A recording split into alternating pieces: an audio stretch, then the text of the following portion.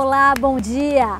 Hoje nós vamos saber como tratar dos distúrbios e dos nódulos que aparecem na tireoide, uma das maiores glândulas do organismo localizada no pescoço e que é responsável pelo funcionamento de diversos órgãos importantes.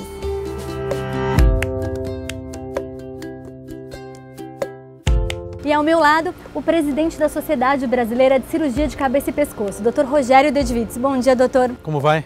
Doutor, vem aumentando realmente os casos de diagnóstico de nódulo na tireoide? Sim, realmente. Com a realização principalmente de ultrassonografia de uma maneira até um pouquinho indiscriminada, alguns nódulos que não são nem palpados no exame clínico, eles acabam sendo percebidos ao exame de ultrassom. Às vezes nódulos de 5 milímetros ou até menores acabam sendo descobertos. O nódulo que é clinicamente palpado ou percebido, ele deve ser sim investigado, mas uma pessoa que não tenha antecedente, histórico, nenhum fator de risco, ela não deve se submeter de uma maneira sistemática, sem uma indicação clínica a ultrassom. Quando a pessoa tem algum nódulo, normalmente ele vem acompanhado de algum sintoma físico? Do ponto de vista local, se o nódulo for muito volumoso, ele pode causar compressão e essa compressão nessa região do pescoço leva a um desconforto para engolir ou para respirar.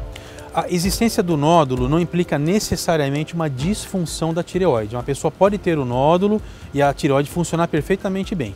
Agora, se houver uma coexistência do nódulo com um hipo ou um hipertireoidismo, que é o funcionamento para menos ou para mais, a pessoa pode apresentar sintomas de hipo ou de hiper. Que o mais tipo frequente de sintoma? é o hipotireoidismo. Ele é muito mais comum do que o hiper, especialmente entre as mulheres após os 40 anos. Então, ganho de peso ou dificuldade de perder, diminuição de apetite, o intestino funcionando para menos, uma discreta depressão, sonolência, são vários sintomas que podem sugerir que a pessoa tenha hipotireoidismo. E no caso de hipertireoidismo? Tudo ao contrário, então a pessoa tem aquele metabolismo acelerado, aquela pessoa que se alimenta demais e perde peso. O mais comum é a chamada doença de Graves, que os olhos são saltados. É tudo o inverso daquilo que se observa no hipotireoidismo. Crianças podem ter nódulos de tireoide? Crianças podem ter nódulos numa frequência menor, porém nódulos nos extremos etários, ou seja, crianças ou idosos, são nódulos em que existe um risco maior de malignidade. Portanto, nódulos nessas faixas etárias extremas devem ser investigados com cuidado maior, muitas vezes com a punção aspirativa.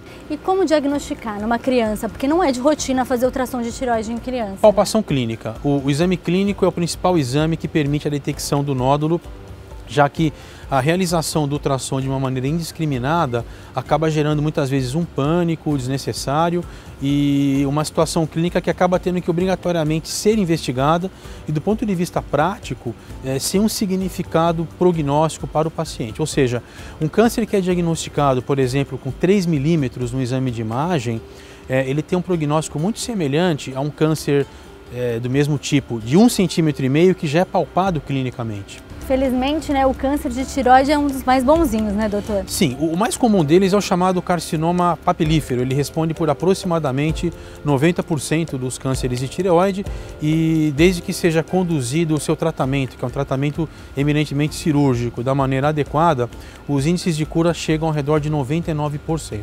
E a partir do momento que a pessoa retira a glândula, tem que fazer tratamento para o resto da vida. Como a glândula tireoide produz os hormônios T3 e T4, que são essenciais à vida, a sua remoção total, e muitas vezes, mesmo quando se faz uma remoção parcial, requer a reposição por meio da levotiroxina, que é o hormônio que é utilizado.